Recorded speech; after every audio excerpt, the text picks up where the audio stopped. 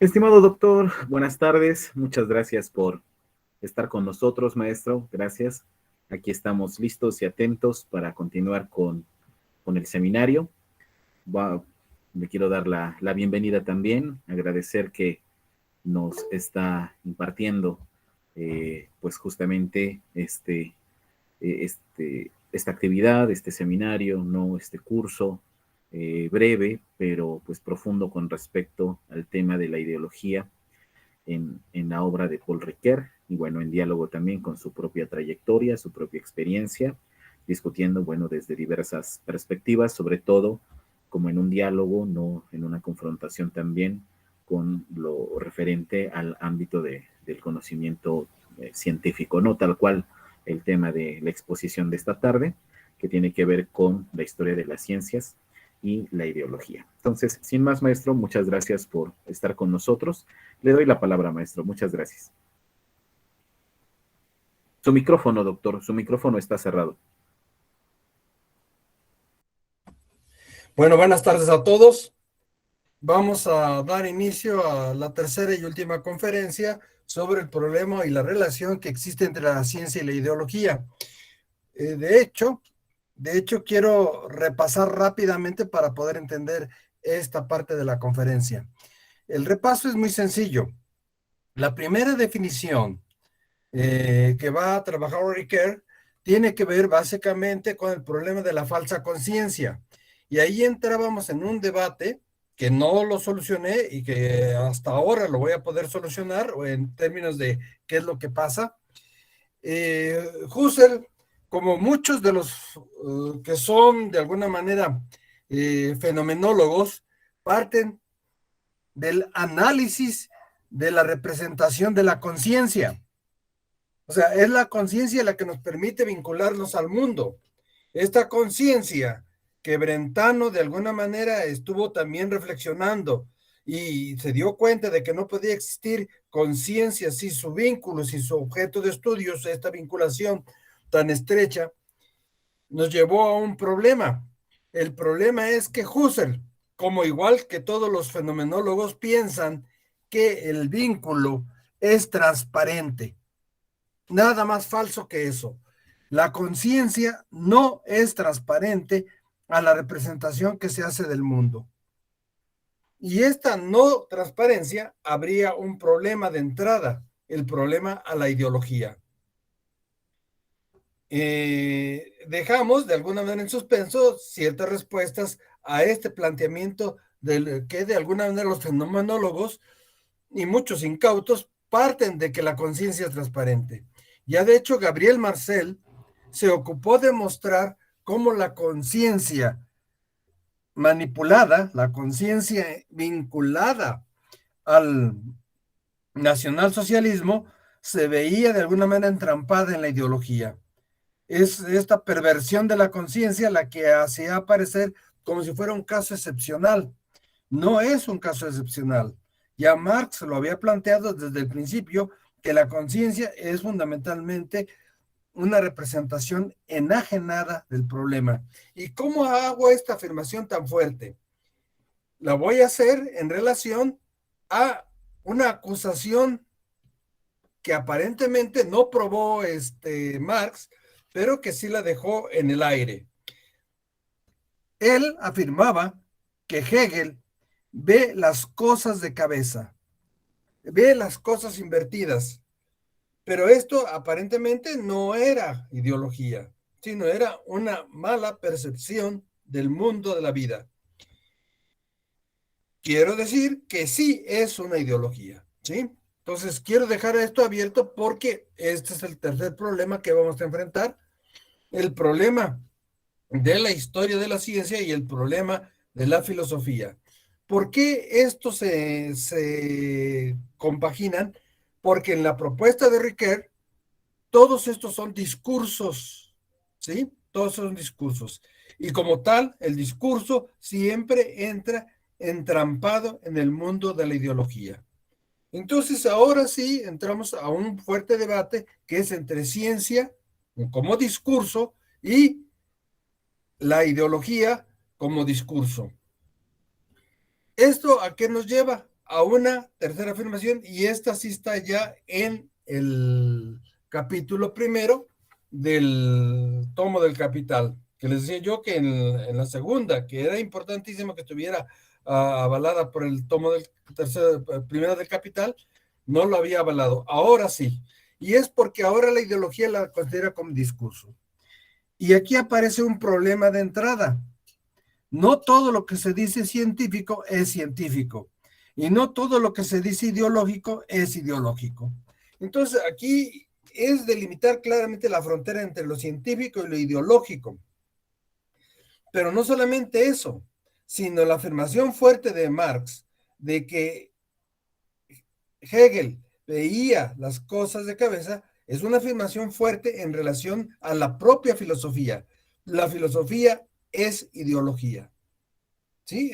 O sea, lo que él había entendido hasta los cimientos de la filosofía estaban fuertemente relacionados con el sistema capitalista en el que él estaba inserto. Y lo que él descubre es esta vinculación entre la filosofía y el desarrollo histórico del capitalismo. Bueno, ahora bien, ya viendo esta relación, entonces aparece ahora sí un problema. Vamos a ver desde los diferentes marxismos, mejor dicho, más bien me voy a abocar a dos, el marxismo de Marx y el marxismo de Althusser. El marxismo de Althusser lo vamos a etiquetar con el nombre de marxismo estructuralista. El ser un marxismo estructuralista quiere decir que lo que ve y lo que busca en sus investigaciones desde el punto de vista del materialismo histórico, que no es histórico sino materialismo solamente, lo que va a él a encontrar es las estructuras sociales.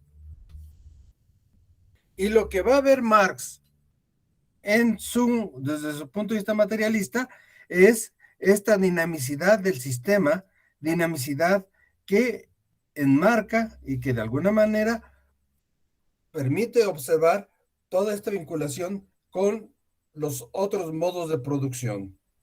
Aunque él crea en el capital un modelo puro para su funcionamiento, para entender su funcionamiento, de hecho, en varios escritos diversos, y sobre todo después de 1880, cuando Vera Sassulis le pregunta que si es adecuado meterse con el materialismo histórico para entender las luchas campesinas que se están dando en la Rusia soviética, perdón, en la Rusia zarista, entonces, de hecho, él va a contestar que sí, que es necesario el materialismo histórico, si no, no se puede entender esas luchas.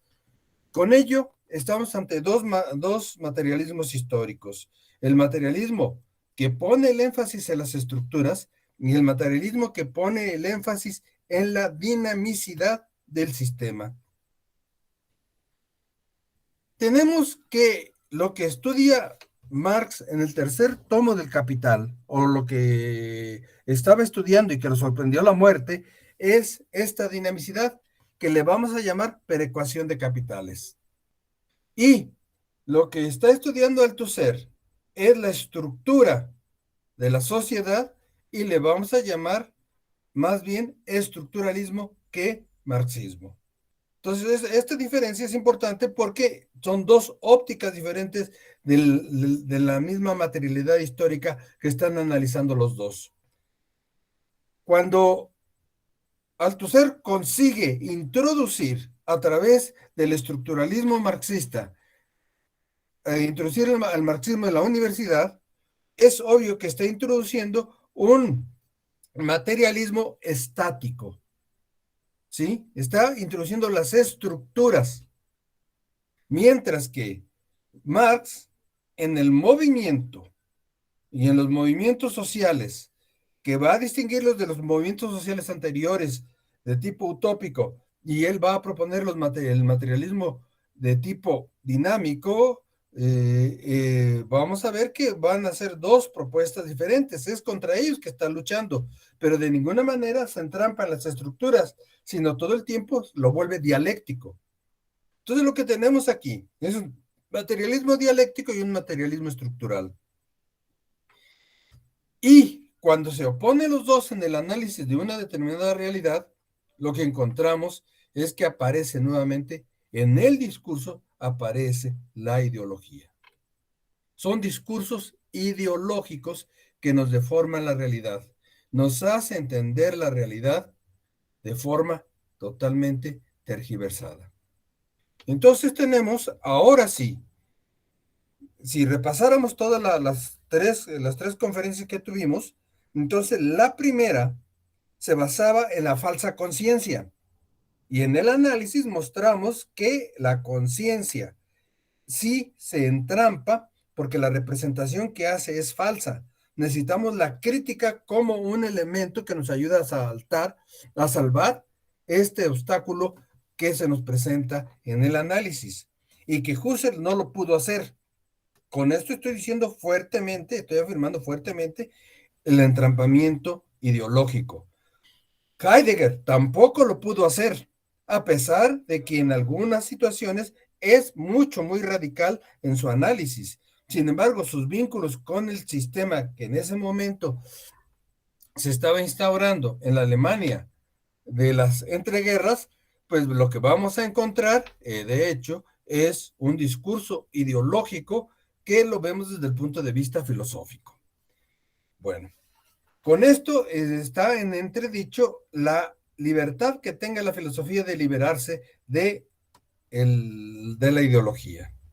El segundo nivel donde la definición se pasa de la falsa conciencia al problema de la base social, que es lo que nos pone en guardia Ricoeur, y que nos dice, hay que tener cuidado de que esta definición nos entrampe y nos lleve de alguna manera a una situación de que todo, absolutamente todo, se nos vuelve ideológico. Y ahí exactamente nos quedamos la vez pasada mostrando cómo en los diferentes discursos se entrampa la ideología. Con esto pasamos al tercer nivel, y el tercer nivel es ver la ideología como discurso o como sistema.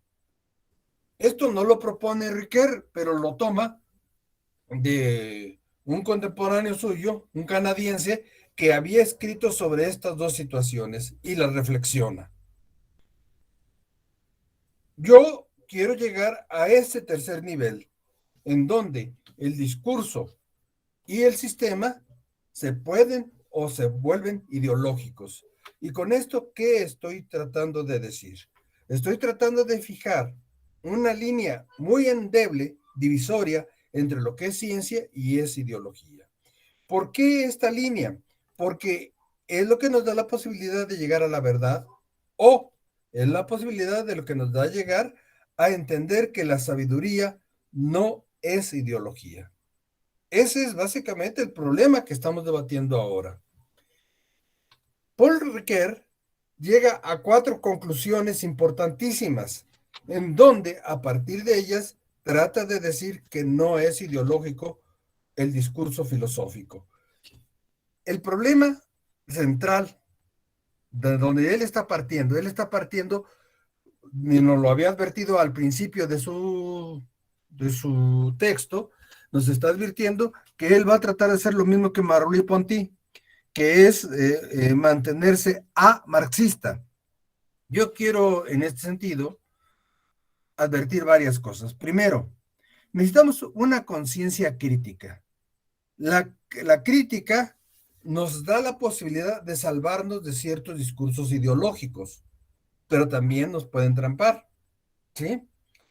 Segundo, estos discursos siempre hacen referencia a la relación íntima que tienen con la ideología. Paul Ricoeur toma la ideología como si fuera dialéctica. Sin embargo, lo que yo encuentro en este movimiento del análisis es que la ideología no es dialéctica. La ideología es antitética frente a la ciencia nada más, porque eso es lo que estamos tratando de ver. Y en la historia de la ciencia, lo que vemos son a veces posturas ideológicas, pero cuando no se ligan a intereses de clase o a intereses marcados por los intereses económicos, la ideología no aparece claro. Pero cuando se ligan a intereses de clase, todo discurso se vuelve ideológico, ¿sí? Sea de izquierda o de derecha. Eso no importa, porque está defendiendo una u otra postura. Aquí no hay buenos ni malos, sino hay izquierda o derecha. Y esta vinculación genera de alguna manera una postura donde hay filosofías de izquierda y filosofías de derecha. Y donde más claro se ve son en la llamada filosofía hegeliana. Hay los filósofos de izquierda, y entonces es más fácil hacer toda la cadena de hasta Nietzsche, desde Feuerbach o antes incluso, son los filósofos de izquierda, o Bauer, etcétera, todos los filósofos de derecha. Esto depende realmente de qué intereses están defendiendo. Y las filosofías terminan vinculándose a esos intereses. Ahora, voy a hacer una afirmación hipotética, pero que ustedes van a tener derecho a reflexionarla y ver si realmente es cierta o no. Mi afirmación es que la ciencia es de quien la paga. Es decir, se hace ciencia, pero ninguna ciencia es neutra. Las ciencias se manifiestan de derecha o de izquierda, dependiendo de quién la esté pagando. Y entonces con esto, cuando vemos la historia de la ciencia, vamos viendo que siempre estuvo vinculada a las clases altas que llamábamos, si mantenemos el criterio de Max Weber. Y entonces, las clases altas son las que de alguna manera van a pagar tanto el desarrollo tecnológico como el desarrollo científico, hasta la fecha. Las principales compañías creadoras de armas en Estados Unidos son las que pagan una fuerte cantidad para el desarrollo científico, además de que muchas se las piratean. Y esto lo podemos ver de entrada directamente cuando uno lee detrás de los premios Nobel, ahora que estamos en esta época de premios Nobel, vamos a ver que detrás de ello hay una enorme cantidad de intereses preocupados por recuperar sus inversiones.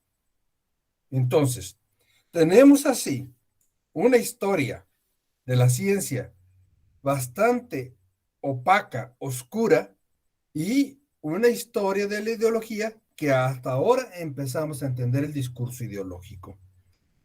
¿Con esto qué quiero decir? Que no existe una postura amarxista como la que pretende Paul Ricoeur o Merleau-Ponty. No existe.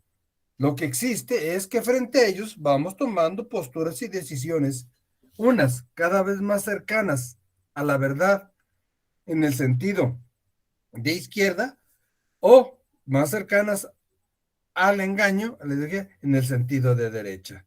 ¿Sí? Esto es y está a discusión. Yo quería terminar con esto, cierto. Sé que no me he extendido mucho porque tienen ustedes el documento y eso es lo que yo quería, que ustedes leyeran el documento y ahora las 4 conclusiones a las que llega Paul Ricoeur, léanlo desde el punto de vista de la izquierda.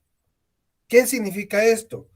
Que intentan no hacer ideología, sin entender los límites en los que está enmarcado nuestro propio pensamiento. Nuestro pensamiento finalmente es representativo, o sea, construye lo que logramos entender por representaciones. Hasta los mismos conceptos tienen representaciones que facilitan su aprendizaje. Entonces, ¿qué es esto que creía Husserl que había alcanzado?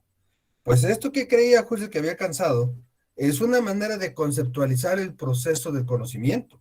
Sí, sí es, y esto, eso sí es verdadero. Pero, tal como lo va ganando en sus representaciones conceptuales, no es más que una etiqueta ideológica que le permite a la conciencia tratar de saltar el mundo ideológico que le rodea, de las representaciones. ¿Por qué? Porque la historia no está hecha de forma pura. La historia se encuentra envuelta en expresiones ideológicas para poderla comprender. Con esto, bueno, de alguna manera les he planteado un panorama bastante amplio y dejo las puertas abiertas para seguir discutiendo este problema que de alguna manera, hasta donde hemos avanzado, hemos podido salvar. Uno, la falsa conciencia. Dos, el origen de lo social como raíz de todo pensamiento. Y tercero y último, como discurso. Ahora, si ustedes se fijan en Marx y en lo que nos proponen del discurso en Paul Ricoeur, vamos a encontrar una distinción. Para Marx, el discurso es acción también, ¿sí? Es acción también. Y mientras que para Paul Ricoeur, el discurso es fundamentalmente de la acción pasarlo al discurso o del discurso pasarlo a la acción. El discurso en sí mismo pareciera estar siendo superior a toda acción que realiza el ser humano. Con esto estoy yo terminando ya de ver el problema de las significaciones en el mundo de las representaciones, que siempre serán ideológicas. Bueno, hasta aquí quería yo llegar. Sé que no me he extendido mucho. Tuvieron oportunidad de leer, creo que bastante tiempo, el documento en el que me estoy basando, y lo dejo abierto porque aquí es donde se vuelve más interesante todas las, de alguna manera, las reflexiones que ustedes hagan y la manera como yo lo he abordado. Muchas Bueno, gracias, doctor Fernández, por esta exposición, esta síntesis de un texto poco trabajado, como señalaba usted, ¿no? Y que, bueno, es un exhorto para reflexionar en justamente lo que ni siquiera los mismos especialistas en el pensamiento de Ricoeur, sus biógrafos, por ejemplo, han destacado de su trayectoria y de sus compromisos, ¿no?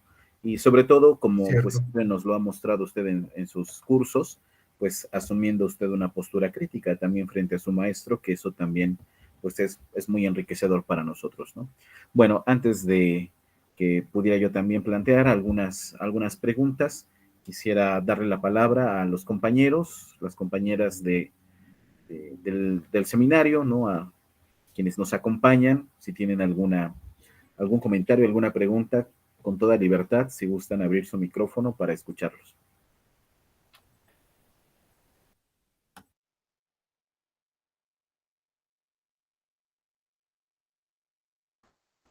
Lo mismo pueden escribir en el chat, ¿no? Si tienen alguna, alguna pregunta, ¿no? Por ejemplo, acá en el chat ya veo que la maestra Rosy comenta, ¿no? Que está de acuerdo con el postulado que usted ha mencionado, doctor Fernández, acerca de cómo definir a la ciencia vinculada, ¿no? A su financiamiento. Entonces, sí, yo también al respecto me quedo pensando, ¿no? ¿Dónde queda entonces, pues, esa perspectiva ideal de la producción del conocimiento científico, dado que no se le puede marginar, ¿no? De los intereses económicos, los cuales van acotando, pues, el destino de la ciencia, ¿no? Y de la técnica también, ¿no? Entonces, Eso es cierto. Laurita, ¿ibas a hablar, Laurita? Sí, doctor. Bueno, yo discrepo con su postura Ajá. en cuestión de que, si bien es cierto, Paul Ricoeur está hablando y hay que apoyarnos también de Frege cuando habla sobre signo, referencia, Gadamer sobre los juegos de lenguaje, igual que Austin. Aquí creo yo que la falsa conciencia tendría que estar también vinculada a lo que Hessen habla sobre la teoría del conocimiento, directamente en un conocimiento que está inmerso en la sociedad y en la cultura y que va a partir directamente de una falsedad del discurso a partir de su contexto, pero que la ciencia no contiene, ahí es donde discrepo bastante, una oscura fundamentación dentro de esa dialéctica histórica, porque el discurso dentro del método científico el discurso en la ciencia está apoyado de un método científico. Entonces, aquí podríamos hacer referencia creo yo, a el punto de vista intermedio que va a tener, por ejemplo, la escuela formalista con el método axiomático y el método de la matemática. Recordemos que a fines del siglo XVIII la matemática estaba íntimamente ligada con la física. La física se encarga de dar respuesta a la naturaleza, de lo que constituye al ser humano, y se apoya dentro de la matemática, y la matemática se apoya dentro de axiomas que como coloquialmente conocemos como votos de fe, ¿no? Y ese discurso que se va generando en el siglo XVIII está íntimamente ligado con la física y con las ciencias de la naturaleza. Se creía que las ciencias de la naturaleza eran susceptibles a ser expresadas a un lenguaje matemático. La aritmética y la geometría se consideraban en esos momentos verdades a priorísticas. La aparición de la geometría no euclidiana, por ejemplo, se daba a partir de una categoría a priori y una precondición del conocimiento humano. Con ello, refutamos directamente la falsa conciencia, porque tendríamos que entender que la falsa conciencia es a partir de la ambigüedad del discurso que se está generando dentro del margen social y cultural, no de la ciencia en sí misma. La ciencia en esos momentos busca nuevas bases para establecer directamente el método científico desde una forma ya mucho más homogénea. Recordemos que los axiomas comunes de Euclides, ¿no? Las cosas iguales a la misma cosa son iguales entre sí. El segundo, si son iguales, se suman iguales y el resultado son iguales, ¿no? El tercero, si iguales se restan de iguales, los restos son iguales. El cuarto serían las cosas que coinciden una con otra, serían iguales entre sí. Estos cuatro son totalmente aplicables a la realidad y a lo real que constituye el mundo en el ser humano. Luego entonces, el último es el que va a causar muchos problemas al no ser demostrado en su momento, aplicado en su momento, y el punto exterior en donde se va dando, bueno, el quinto axioma es un punto exterior a una recta solo puede trazarse en una única paralela, va a generar un caos dentro de la ciencia, no por una ambigüedad del discurso, sino por la aplicación del método científico que se está generando en esos momentos. Entonces, la matemática va teniendo una revolución considerable porque se va a apoyar en la demostración no euclidiana, directamente con Gauss, Rimas. Aquí va a entrar fuertemente Russell, Frege también, porque van a establecer una propuesta en aras de que la matemática antes del siglo XVIII se consideraba fundamentalmente de la mano de la lógica. A través de este proceso se da toda la contrariedad, porque no olvidemos que Einstein toma la teoría, la teoría no euclidiana para la teoría de la relatividad. Entonces, ¿qué sucede? Hay un progreso, no está por parte de las élites, hay una lucha constante interna porque la línea de pensamiento que va teniendo Gauss y Bolzano va a desembocar naturalmente en la teoría de los conjuntos, que permite tener en cuenta el individuo, que es el elemento, y la colectividad es el conjunto. En términos filosóficos, estaríamos hablando directamente de la sociedad, de la cultura, ¿no? a un lenguaje, no sé, aquí podríamos hacer la analogía muy bien con el sistema de Marx, ¿no? El individuo en función de la conciencia que está generándose. Y bueno, ahí exigiría mucho Gauss la necesidad de aplicarlo a una teoría de conjuntos que sirvió como base minuciosa para la construcción de la aritmética a partir de Frege y Russell, ¿no?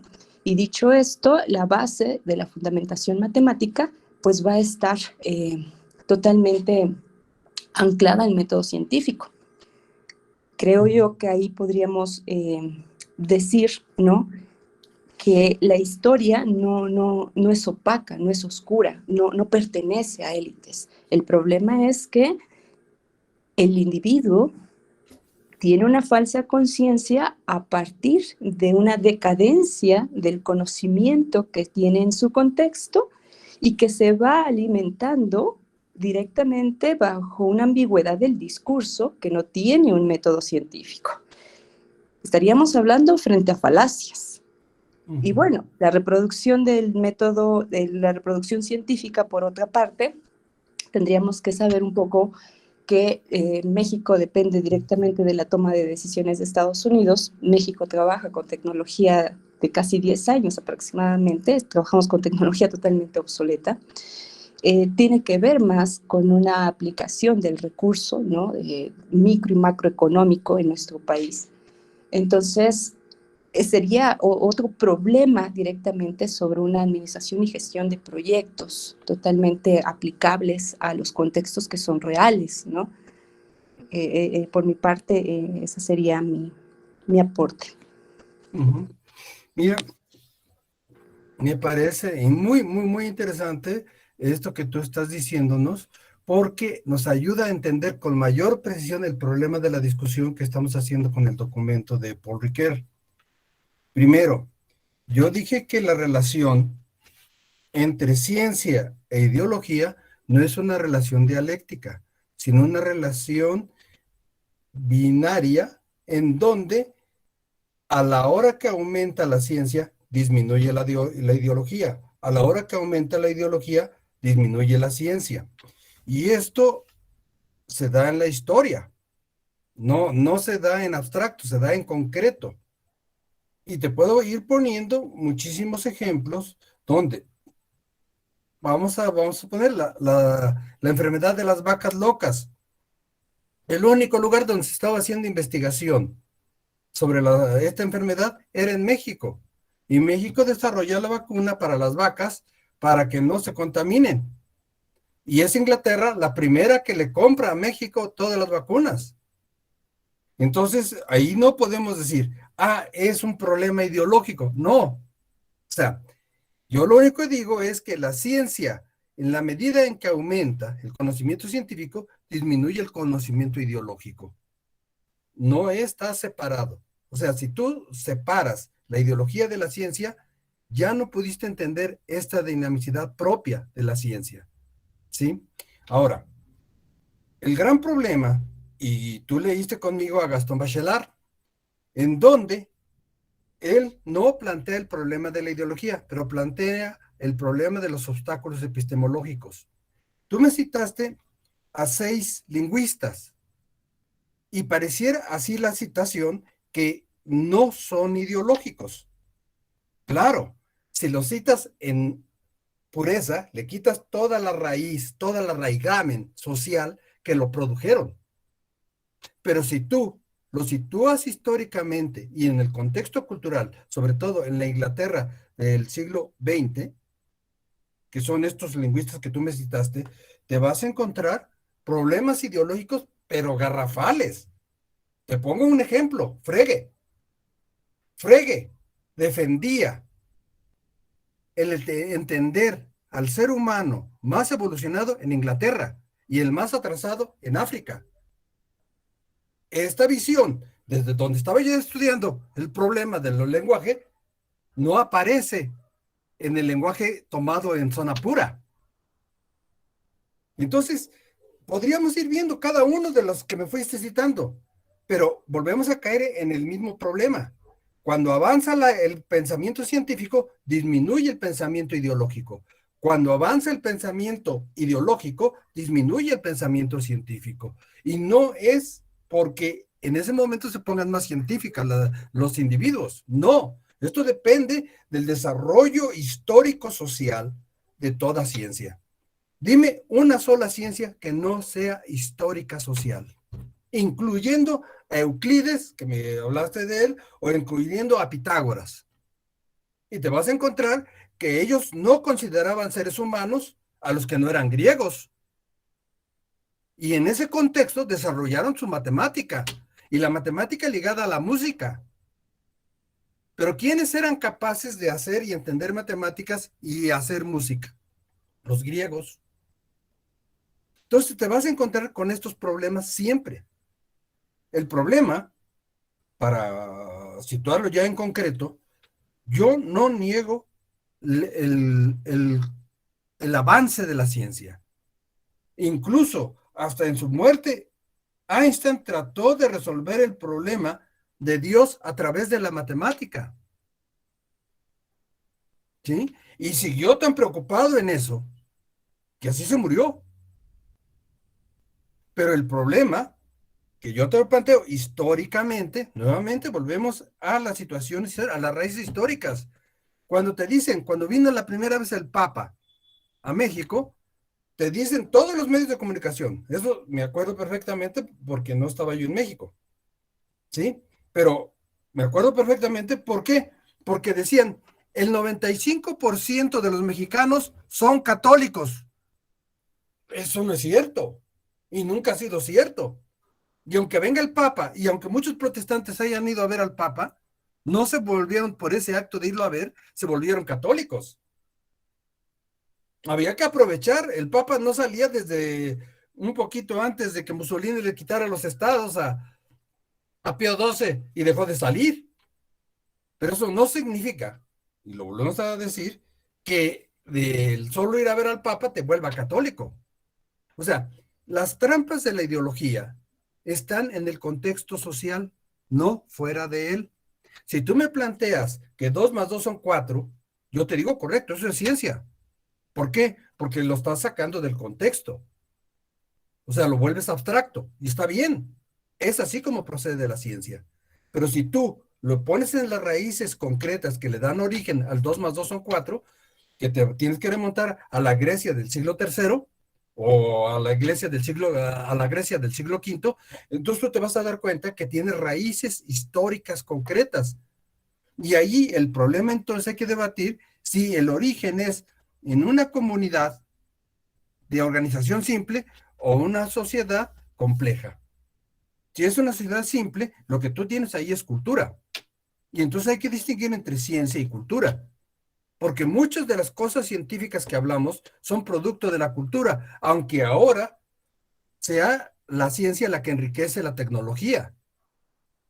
Sobre todo actualmente, cómo se han ido desarrollando los 5 canales más importantes de la tecnología digital.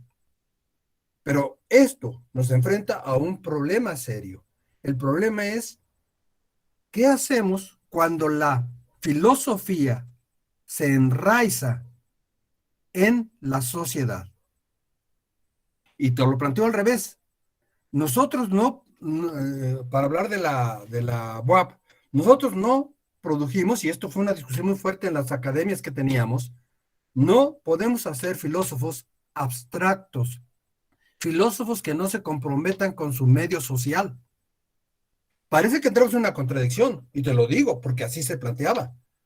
Quienes defendíamos que había que vincular a los filósofos con la sociedad, saltaban los otros que decían, es que van a terminar haciendo ideología. Y dime, ¿qué fue Husserl? Y estoy hablando, yo soy fenomenólogo, y estoy hablando de este problema real.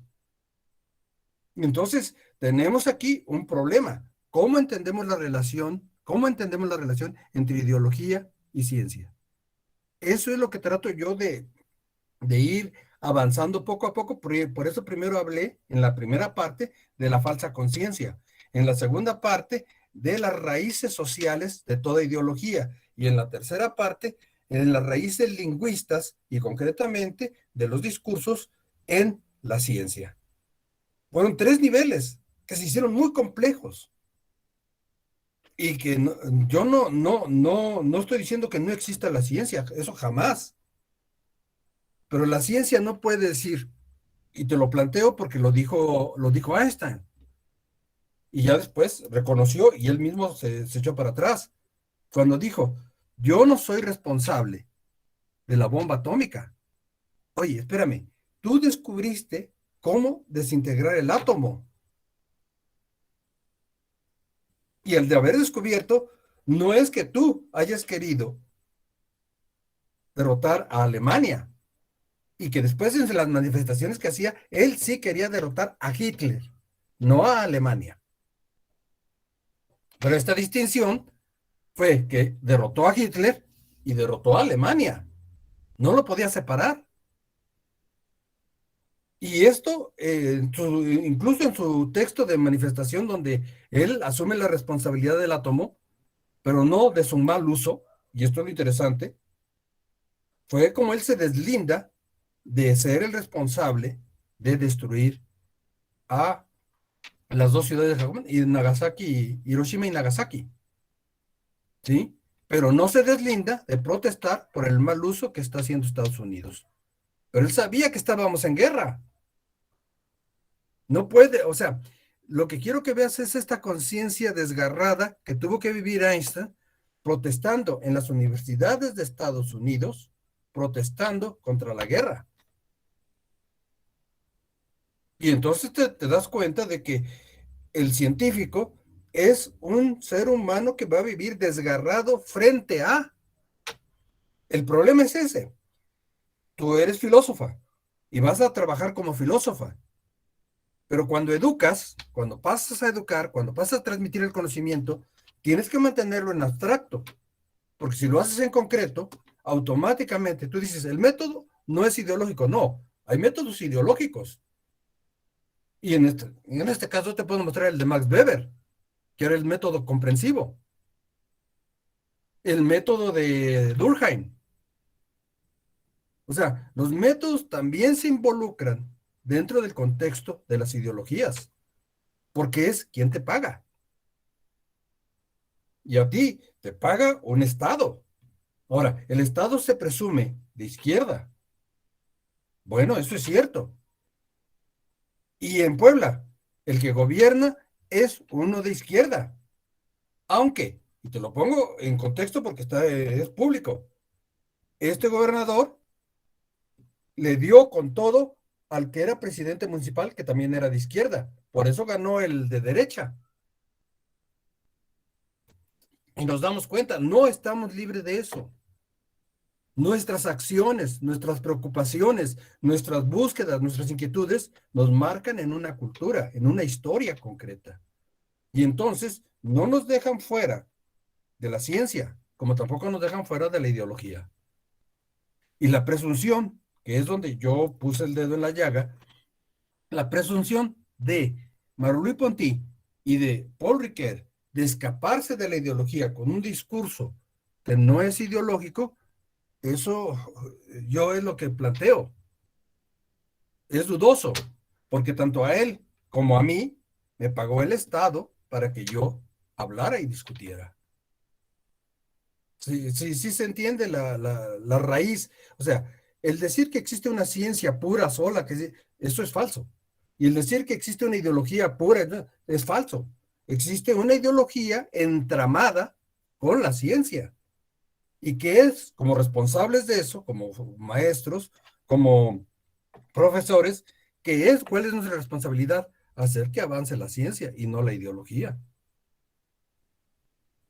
Como tampoco existe, y esto ya siendo cada vez más radical, como decía Lowy decía que había la ciencia marxista y todo lo demás no era ciencia.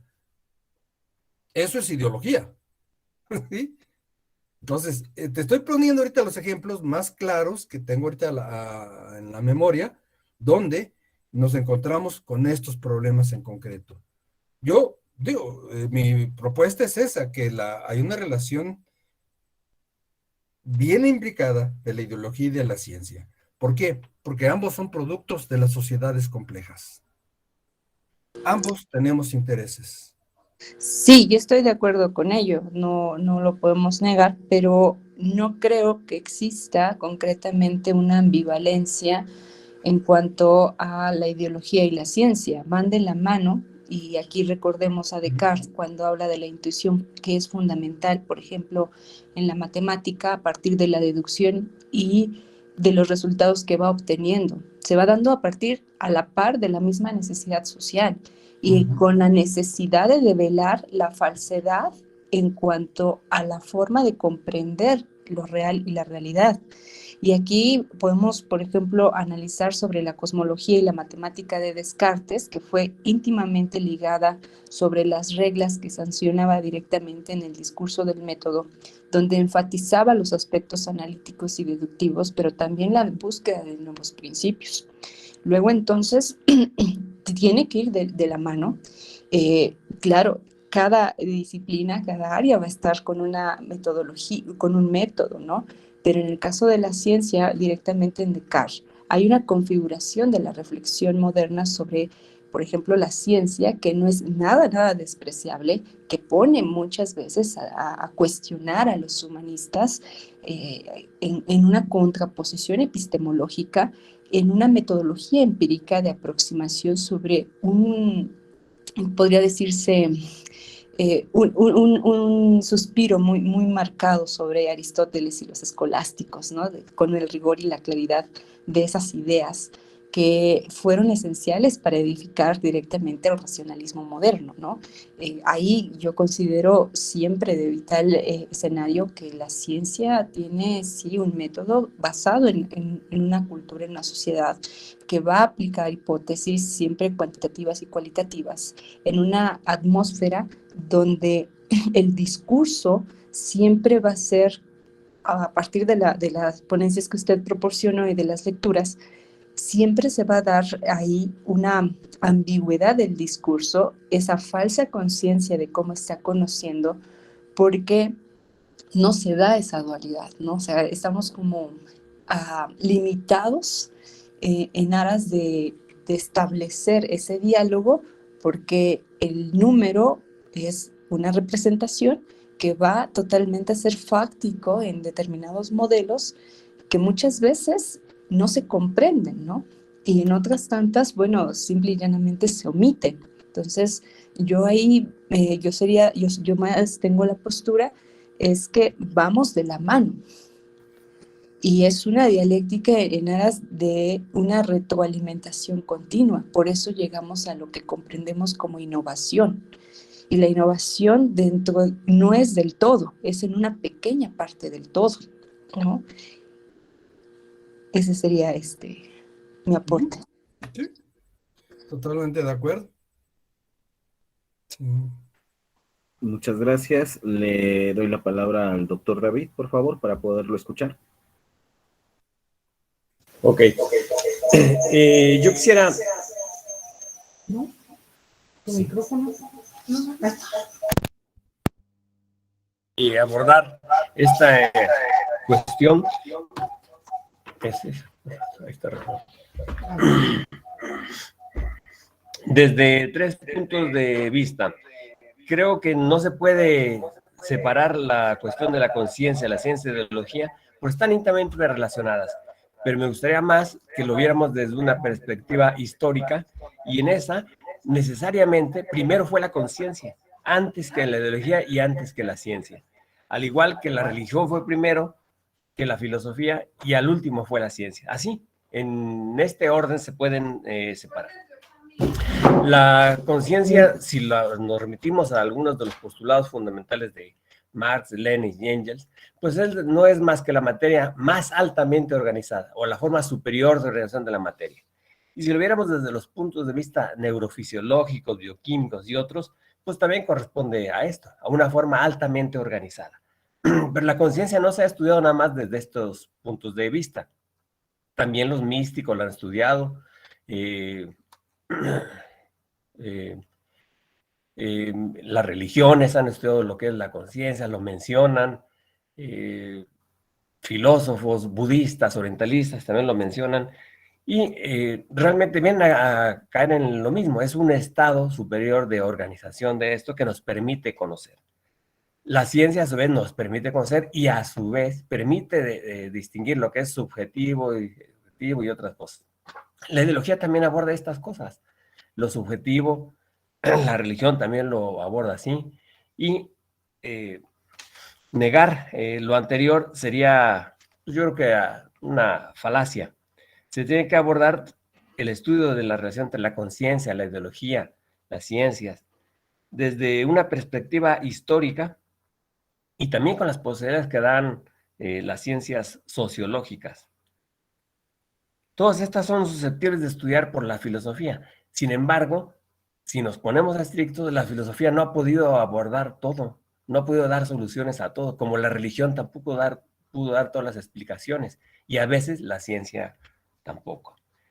En cuanto a posibilidades de unión y de interrelación, pues lo han intentado otros, de buscar un poco muy forzado tratar de unir ciencia con religión o con otras cuestiones filosóficas, porque es posible unirlas en una forma indisoluble.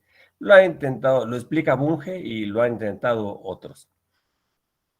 Yo creo que finalmente considerar que esto solamente sea una cuestión de enfoques también sería una falacia. La ciencia no es imparcial, la religión no es imparcial y la ideología tampoco lo es.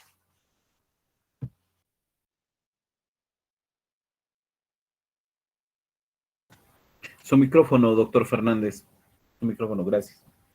Sí, totalmente de acuerdo, maestro David. O sea, siempre cuando aparecen los intereses, pongamos a nivel de la conciencia, a nivel subjetivo, cuando aparecen los intereses, la ideología tiene este nivel de falsa conciencia. Pero cuando aparecen los intereses a nivel social, entonces la ideología se modifica, se transforma, se construye con intereses sociales y entonces obviamente ahí radica esta defensa, incluso la lucha misma, las guerras, todo aparecen con esta defensa de los intereses sociales. Pero el problema sobre todo, y que fue el que planteó en este caso la maestra Laurita, la doctora Laurita, perdón, bueno, nos encontramos con un problema, el del discurso. Y tenemos por eso que siempre utilizar la crítica frente a estos discursos. Y si no hacemos esto, automáticamente nos enredamos en ideologías. Entonces, la ciencia no renuncia nunca a la crítica, sino al contrario, está, y esto es lo que nos enseñaron, bueno, Kant, desde Kant en adelante, nos enseñó que la crítica forma parte de este primer instrumento de poder alcanzar o ir alcanzando poco a poco la verdad. Sí. Sí, sí. Por eso estoy totalmente de acuerdo, maestro David. Ninguna ciencia es totalizadora o ningún conocimiento es totalizador. Por ejemplo, el conocimiento religioso jamás puede ser totalizador, se queda sin muchas respuestas. El conocimiento que de alguna manera nos planteaba la filosofía, que pretendía ser incluso hasta perenne, bueno, hoy descubrimos que eso no es cierto, ¿no? Y que, bueno, nos dejan muchas insatisfacciones. Igual la ciencia nos deja, no, sobre todo a partir del siglo XIX, que nos abren el universo totalmente, pasamos del universo cerrado a los universos abiertos, automáticamente nos dejan sorprendidos. Y bueno, el análisis me pareció interesantísimo, no sé si conozcan al jesuita Quip, que hace toda una investigación de por qué solamente la Tierra es el único lugar donde puede haber un reservorio para lo humano, ningún otro planeta. Y todos dicen, no, tal planeta en tal situación tiene condiciones similares que la Tierra, sí, pero hay varias cosas que no tienen y que se han ido construyendo a lo largo de la evolución, que es, el primero, el ir creando agua potable. No hay agua potable en otros lugares. Sí hay agua, pero siempre es un agua pesada, lo que llaman esta de demasiadas sales. Y demasiadas sales nos desintegra. No podemos consumirla. ¿Sí? O otro que dicen que la tierra fértil. No, la tierra fértil solamente la encontramos en el planeta Tierra. Entonces, hay cosas ahí, y entonces, frente a esto, la conciencia podríamos decir, se pasma, no tiene forma de representación, a menos a que no se abra a las estructuras de lo divino. Yo no estoy defendiendo lo divino, sino lo único que digo es que era lógico, en este proceso de las lógicas que llamamos, que aquellos seres humanos que estaban en el siglo VI o anterior al siglo VI, donde empiezan a aparecer las formas religiosas, pues sí, se sorprenden de ello y se manifiestan como religiosos. Que eso sea cierto o no sea cierto, eso ya, o sea, que sea verdadero lo que están adorando, pues eso ya es otra cuestión, ¿no? La cuestión es que estamos abiertos al misterio, por decirlo como Gabriel Marcel. No a lo que no entendemos, sino al misterio, a esa totalidad que nos invade. No puedo decir yo más en términos de aspectos religiosos, ¿no? Y todos, de alguna manera, estamos abiertos a la ciencia, estamos abiertos a la filosofía, pero que la filosofía automáticamente sea filosofía por sí misma, pues les había que preguntarle a Hegel, que fue el que lo cuestionó directamente a Marx, ¿sí? Y de ahí nos podemos ir contra todos los filósofos que de alguna manera, en su época y en su momento, pues tuvieron que vivir de la cultura y de la historia. Y entonces no hay respuestas absolutas, siempre son respuestas parciales, incluyendo a la religión. Uh-huh. Gracias, doctor. Voy a leer el comentario de la doctora Adriana. Ella nos comparte que repasó el texto, dice, y recuerda algunas interrelaciones con la ideología y la acción social que postuló Weber, y algunos analistas del lenguaje como Austin y Searle. ¿Qué opina, doctor Rodolfo? ¿Por ahí va el camino o, dice la doctora Adriana, me desvié como mi conciencia algo tergiversado? No, ahí va el camino, exactamente. Pero el paso, aquí sí me veo demasiado ricordiano, no sé cómo llamarle. El paso que siguió Ricoeur fue extremadamente riguroso. Primero, la falsa conciencia. En una definición, que es la primera que da, que hace directamente de dirección hacia la falsa conciencia. El segundo es hacia las implicaciones de las relaciones sociales. ¿Sí? Por eso en la primera parte, que hace directamente a la falsa conciencia, se apoya en Max Weber, tanto en la acción social como en la relación social. Son los dos conceptos. No, si nada más me deja uno, mocha la teoría de Max Weber. Son los dos conceptos. Y entonces pasamos de una falsa conciencia a las relaciones sociales. Y entonces decimos, no hay un solo conocimiento que no sea histórico. Todos los conocimientos son y se dan dentro de la historia humana. Bueno, ese es el segundo nivel. Pero el tercer nivel, cuando hablamos del discurso, ahí sí nos metemos directamente con un problema de entrada, porque es ahí donde define a la filosofía como ideología, la filosofía que hace Hegel. Está entrampado en eso. Ya no solamente es falsa conciencia, sino invierte la percepción y entonces todo lo pone de cabeza. Y es esto. ¿Por qué? Porque lo quiere explicar con las ideas, no con el materialismo. Y al quererlo explicar con las ideas, se entrampa. Entonces, por eso necesitamos, el camino es el correcto. Empezar con la falsa conciencia, las definiciones de falsa conciencia y empezar a entenderlo. Y entonces es ahí donde Paul Ricoeur plantea que él puede crear un espacio no marxista o una teoría amarxista, lo cual yo no lo creo, ¿sí? Porque es falsa conciencia. El segundo nivel, que es ya mucho más complejo, entonces se enraiza en la sociedad. Y ahí nos muestra que la única manera de escapar, la única manera de plantearlo correctamente es en el discurso. Y entonces llega al tercer nivel, el discurso.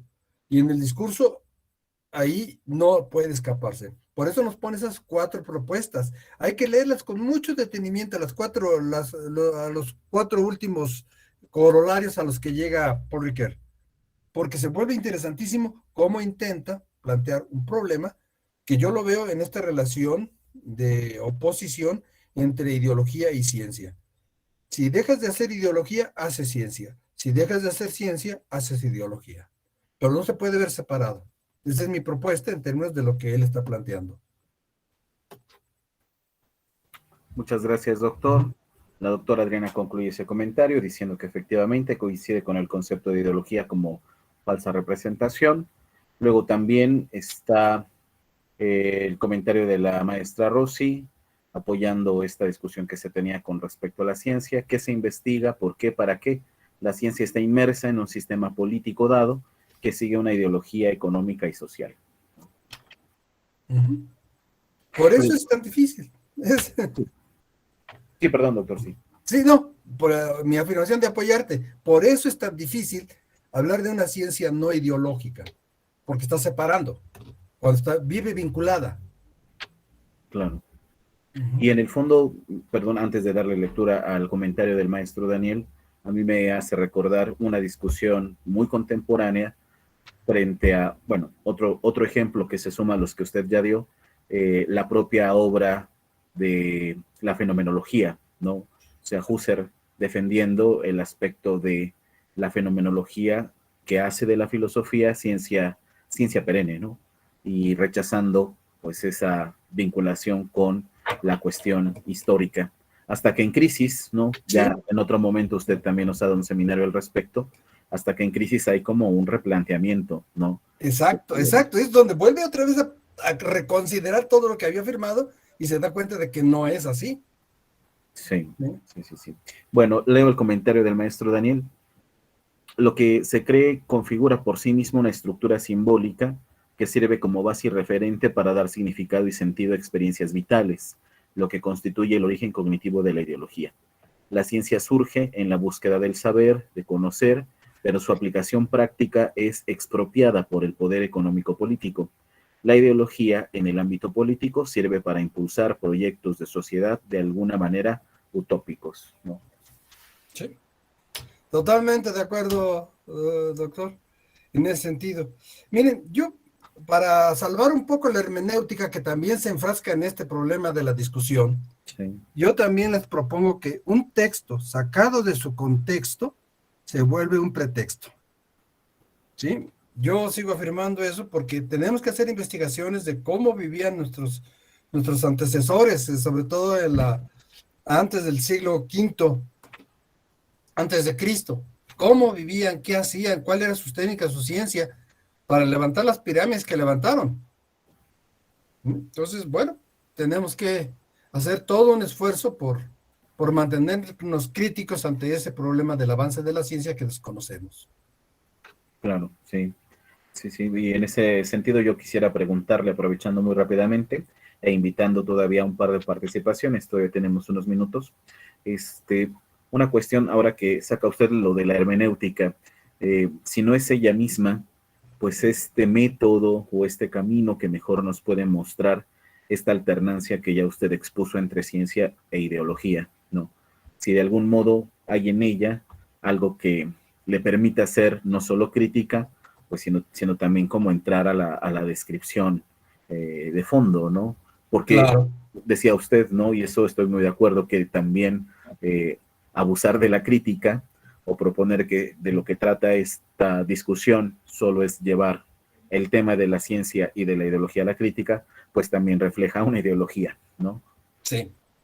Sí, aquí lo interesante es el punto de apoyo, el punto de partida.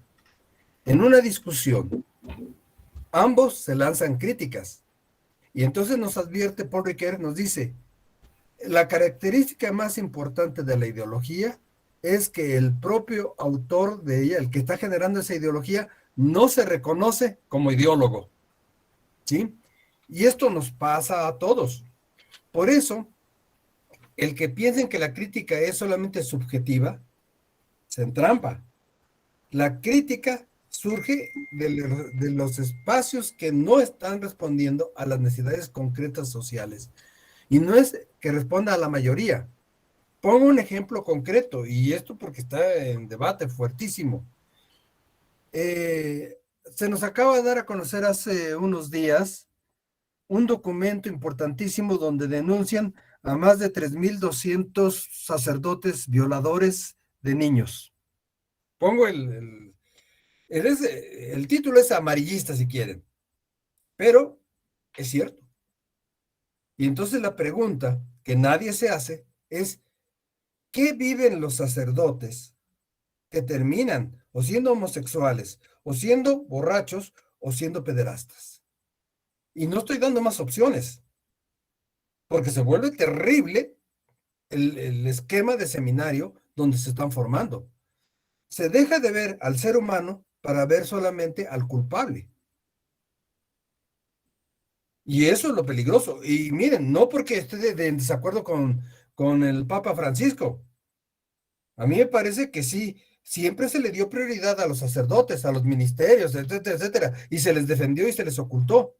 Y entonces ahora se va al otro lado el Papa y dice, no, tenemos que ser solidarios con los que han padecido el abuso de la sexualidad por parte del ministerio. Entonces, es cierto, pero ¿por qué no entonces crear mejores condiciones de salud, de bienestar? Tenemos el psicoanálisis como una ciencia sólida ya. ¿Por qué no la utilizamos para poder apoyar a los religiosos o a las religiosas o a todos aquellos que se encuentran involucrados en este problema? Y apoyarnos y decir, no, bueno, ahora sí que quien esté libre de pecado que tire la primera piedra. Pero este es el problema real. ¿Cómo poderles facilitar a los que son ideólogos que reconozcan su ideología? Creo que este es el gran aporte y el gran avance de Paul Ricoeur. ¿Sí? Nada más que lo dice al principio, no como resultado de su investigación, sino el gran problema que él se topó de que muchos de los ideólogos, y él estaba en Estados Unidos en el tiempo de la Guerra Fría o un poquito después de la Guerra Fría, recién caído el muro, que de alguna manera había una fuerte reticencia a aceptar que el marxismo tuviera vigencia en la sociedad, cuando había todo un movimiento en Estados Unidos por desacreditarlo. Y entonces, bueno, aquí vemos que de alguna manera Paul Ricoeur fue bastante maduro y bastante valiente para poderlo incidir o meter en esta discusión, que no se fueran de bruces.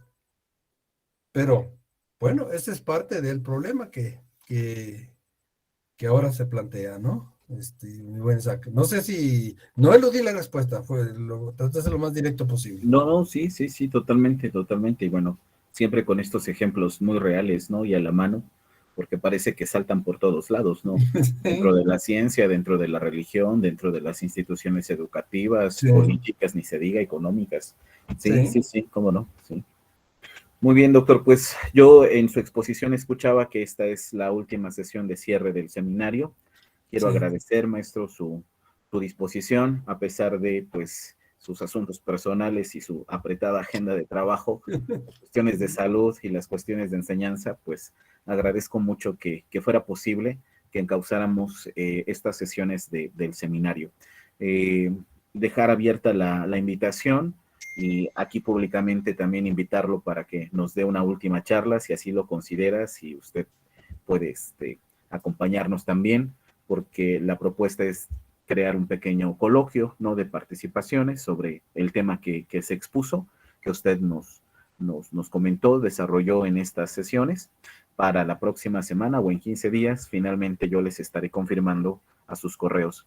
También estoy anotando acá mi correo para que quien considere que no lo he incluido en la lista formalmente, pues me escriba para lo de la solicitud de su constancia. De cualquier manera, pues yo también ya estaré confirmando a tiempo, ¿no? Para poder emitir sus constancias de participación. Pues, maestro, ya estamos pues a un minuto de terminar la sesión. A nombre del seminario, donde usted siempre nos apoya, pues quiero darle las gracias por su tiempo, por su conocimiento, agradecer a todos los compañeros, las compañeras que se sumaron a este seminario. Creo que fue un grupo muy nutrido de participantes, agradecer también sus valiosas aportaciones a la discusión y bueno, como dijimos al comienzo, antes de formalizar la sesión de hoy, tener la oportunidad más adelante de seguir proponiendo más temas, ¿no? Que enriquezcan nuestra formación y estos diálogos y debates también, ¿no? Entonces, pues queda abierta la invitación. No quiero decir que cerramos. Yo espero convencer al doctor Fernández que todavía tiene una última charla, tal vez para la próxima semana o en 15 días. Yo de cualquier manera, si es que convenzo al doctor, pues voy a informarles a todos, a todas por correo.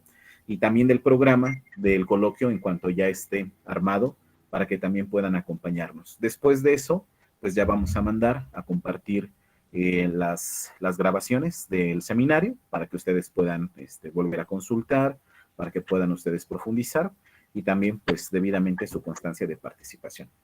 No, pues muchísimas gracias a todos, a todas, doctor, de verdad, un abrazo con mucho cariño, con mucho agradecimiento y a todos los amigos, amigas que nos acompañaron también muchísimas gracias. Que tengan muy buena noche, muchas gracias. Buenas noches.